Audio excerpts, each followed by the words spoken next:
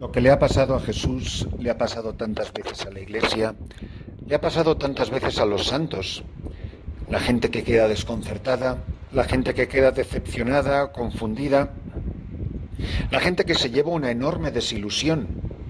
Y esto es lo que le ocurre a Jesús en este pasaje evangélico en el que Él trata de hacer todo el bien que puede, pero sin embargo la gente no ve posible que esta persona sea una persona maravillosa, una persona enviada por Dios, porque no encaja en el retrato que ellos tienen de quien ellos piensan que debería de ser Jesús. Estamos en el capítulo 13, versículo 54 de San Mateo. Y el pasaje evangélico para este día nos ayuda a entender cuántas veces la gente queda confundida o decepcionada, impactada por lo que no se esperan encontrar. Creían que las cosas eran de otra manera. Las decepciones en la vida cristiana. En aquel tiempo Jesús llegó a su tierra y se puso a enseñar a la gente en la sinagoga, de tal forma que todos estaban asombrados y se preguntaban: ¿de dónde ha sacado esa sabiduría y esos poderes, esos milagros? ¿No es el hijo del carpintero? ¿No es María su madre y no son sus hermanos Santiago, José, Simón y Judas? ¿No viven entre nosotros todas sus hermanas?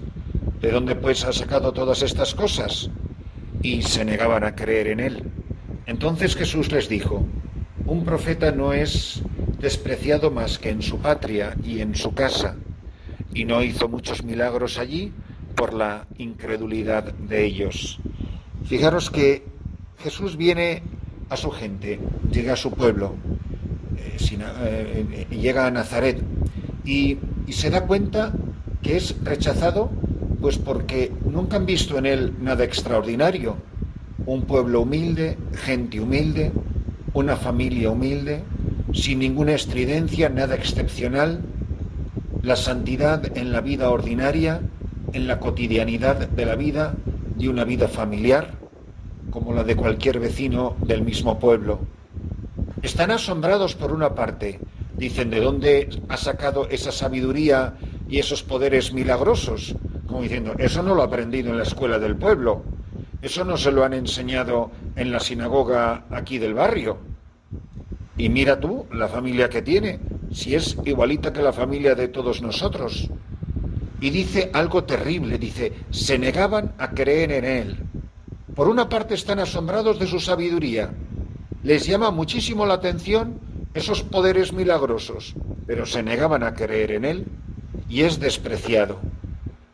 Y no hizo muchos milagros allí por la incredulidad de ellos.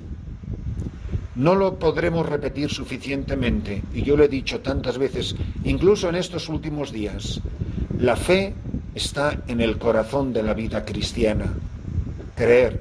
Animo a todos a leer el Catecismo de la Iglesia Católica.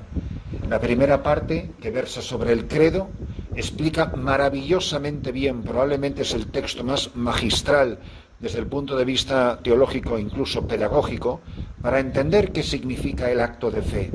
¿Qué significa cuando digo creo en un solo Dios, Padre Todopoderoso, y recito el credo? ¿Qué quiere decir cuando lo pronunciamos en plural? El Catecismo incluso explica qué significa recitarlo en singular o en plural, y en ambas versiones la riqueza es extraordinaria. El acto de fe significa un acto de radical confianza y de abandono. Implica también la adhesión incondicional a la persona de Jesucristo. Significa el dejarlo todo por Él, el estar dispuesto a dar la vida. Significa creer en Jesucristo, hacer de Él el centro y la razón de ser de nuestra existencia. Significa muchas veces que vamos a ser una decepción. Ojalá que haya sido una decepción por razones evangélicas. Ahora, que mucha gente se ha decepcionado de nosotros, simplemente porque no somos como otros creen que nosotros deberíamos de ser. A mí me ha pasado eso muchísimas veces. Igual que hay gente que te admira y te felicita, incluso te adula tristemente, sin merecerlo, hay mucha gente que habla horrores de uno, de mí, de ti, de todos, porque no somos como ellos creen que nosotros deberíamos ser o como ellos quisieran que fuésemos. La gente se decepciona porque no somos como el retrato que ellos se han hecho en su cabeza que nosotros deberíamos de ser. Es lo que le pasa a mucha gente cuando se acerca a la Iglesia Católica, incluso cuando se acerca a los santos. Yo que he tenido la gracia de vivir cerca de algunos de ellos, de los ya canonizados, y la gente se llevó muchas desilusiones con Juan Pablo II y con la Madre Teresa y con muchos otros santos que he conocido, aunque no estén aún canonizados. Pero hombres y mujeres extraordinarios de Dios que produjeron muchísimas decepciones, sencillamente porque no cumplían el retrato que la gente tenía en su cabeza. Y aquí entramos cada uno de nosotros. Yo me siento algunas veces decepcionado de Jesucristo, me he sentido decepcionado de la Iglesia Católica, me he sentido decepcionado de los santos, me he sentido decepcionado del Evangelio, porque muchas veces en la vida cristiana las cosas no son como nosotros nos creemos que deberían de ser. ¿Vacila nuestra fe frente a la persona de Jesucristo?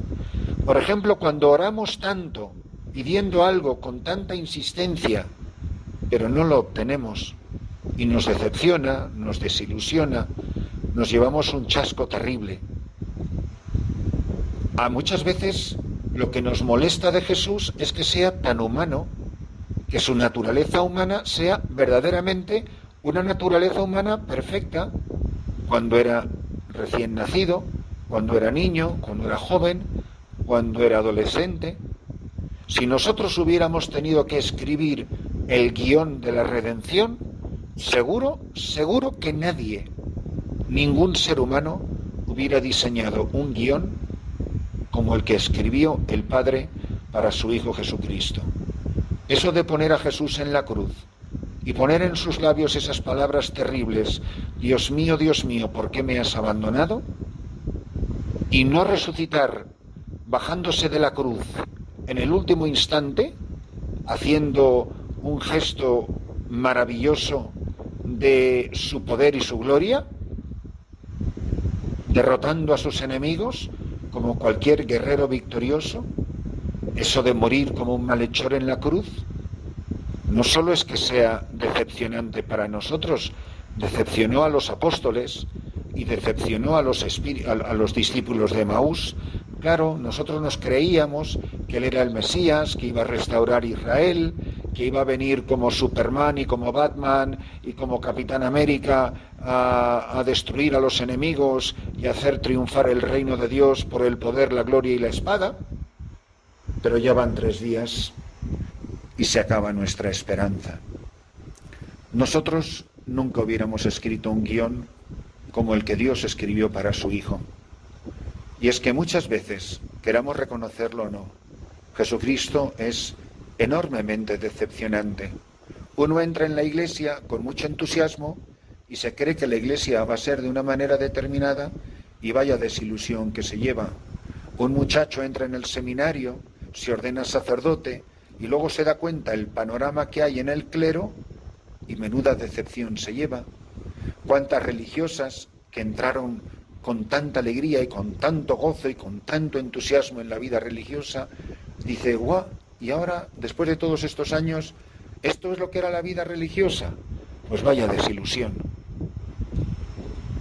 Y no hizo allí muchos milagros por su incredulidad, por su falta de fe. ¿Qué nos pasa?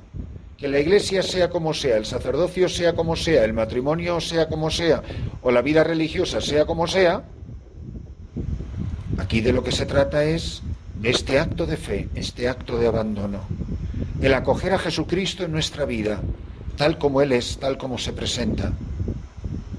Y dichoso quien no se escandalice de mí, dice en otro pasaje. Dichoso quien no se siente decepcionado de Él. Cuando Jesús iba de triunfo en triunfo, de milagro en milagro, cuando multiplicaba panes y peces y le seguían miles de personas, uno quería estar a su derecha y otro a la izquierda. pero en la hora de la pasión no estaban muy por la labor, por mucho que dijeran que estaban dispuestos a beber el cáliz. Señor, que nunca nos sintamos decepcionados o escandalizados de ti, y que sepamos adherirnos a ti con una fe firme, con una fe cierta, con una fe sin fisuras que no vacila, con una fe radical e incondicional. Que la celebración de esta Santa Misa renueve en nosotros la conciencia de nuestro abandono total en los brazos de Jesús.